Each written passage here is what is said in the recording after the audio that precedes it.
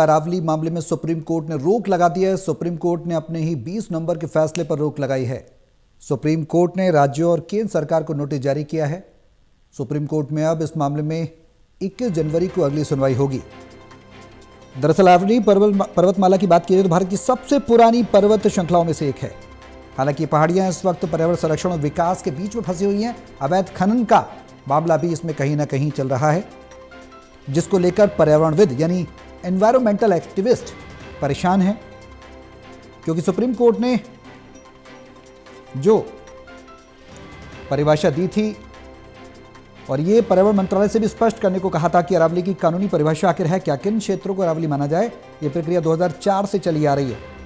तो नई परिभाषा के अनुसार कोई भी पहाड़ी तभी अरावली मानी जाएगी जब उसकी ऊंचाई स्थानीय भूमि स्तर से 100 मीटर होगी। 100 मीटर से कम ऊंचाई वाली पहाड़ियां अरावली नहीं मानी जाएंगी। यानी इसके बाद इस फैसले के बाद फॉरेस्ट सर्वे ऑफ इंडिया के आंतरिक आकलन ये बताते हैं कि कुल मैप की गई अरावली पहाड़ियां 1281 हैं, जो 100 मीटर से अधिक ऊंची पहाड़ियां हैं। सिर्फ 8.7% हैं, यानी 90% अरावली कानूनी सुरक्षा से बाहर था। और अब अपने ही फैसले पर सुप्रीम कोर्ट ने रोक लगाई है, क्योंकि राजस्थान दिल्ली तक अरावली पर्वतमाला फैली हुई है। राजस्थान का बड़ा पार्ट इसमें आता है।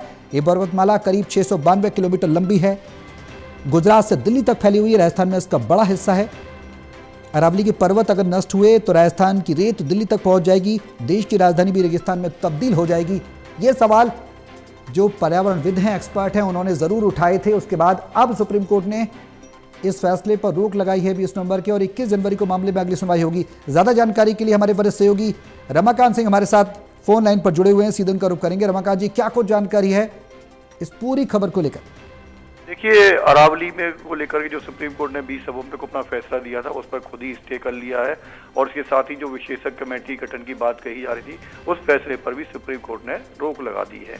और अब इन चार राज्यों केंद्र सरकार को नोटिस जारी कर 21 जनवरी को इस मामले में अगली सुनवाई की बात कही गई है। और इतना ही नहीं सौरभ, सुप्रीम कोर्ट ने यह भी संबंधित राज्यों से पूछा है, अरावली में ये खनन जारी रहेगा आदेश के बाद या रुकेगा, इस पर भी अपनी स्थिति स्पष्ट करें। सौरभ। रमाकांत जी, बिल्कुल। अब इस फैसले के बाद क्या कुछ नजर आता है? राज्यों को कब तक अपनी जो बात है वो रखने की बात सुप्रीम कोर्ट के द्वारा कही जा रही है? देखिए, जैसा कि मैं आपको बताया, 4 राज्यों और केंद्र सरकार को सुप्रीम कोर्ट ने नोटिस जारी कर जवाब मांगा है। 21 जनवरी को अब इस मामले में अगली सुनवाई की जाएगी।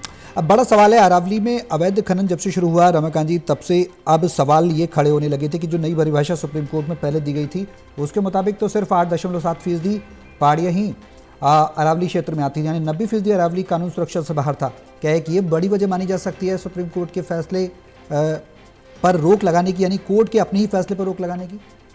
देखिए, जो सुप्रीम कोर्ट ने उस वक्त फैसला दिया था, उसके साथ ही केंद्र सरकार ने भी आदेश दिया था और आरोप लगाया था विपक्ष पे भ्रम की स्थिति फैला रहा है, क्योंकि हमने सिर्फ 0.19% ही अरावली क्षेत्र में खनन की अनुमति दी है।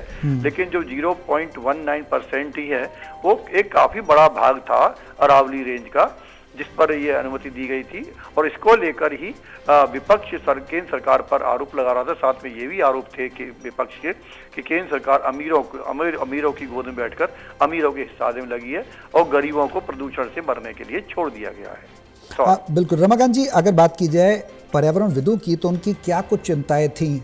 सुप्रीम कोर्ट ने जो नई परिभाषा दी थी उस पर, जो हालांकि फिलहाल तो अभी रोक लगा दी गई है, लेकिन एनवायरमेंटल एक्टिविस्ट का क्या कुछ कहना था इस पूरे मामले पर? अगर गहनता से हम समझने की कोशिश करें तो, राज्यवार अगर हम समझने की कोशिश करें तो वो क्या?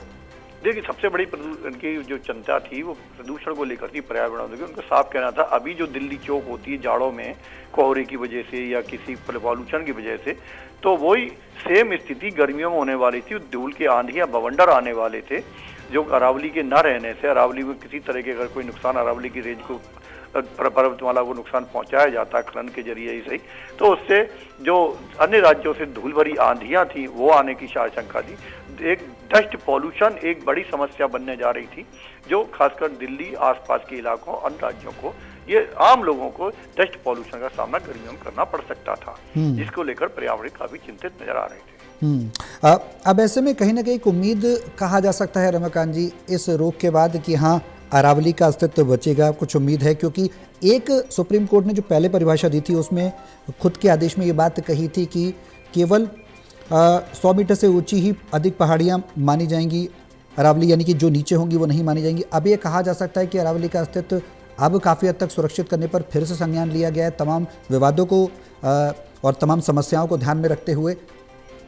देखिए, मैं आपको फिर स्पष्ट कर दूं सौरभ साहब कि सुप्रीम कोर्ट ने ये सुनवाई ही इसलिए की थी क्योंकि अरावली को लेकर भ्रम पैदा हो गया था और भ्रम का कहीं ना कहीं राजनीतिक इस्तेमाल किया जा रहा था, चाहे वो सत्ता पक्ष की तरफ से हो या केंद्र के विपक्ष की तरफ से हो।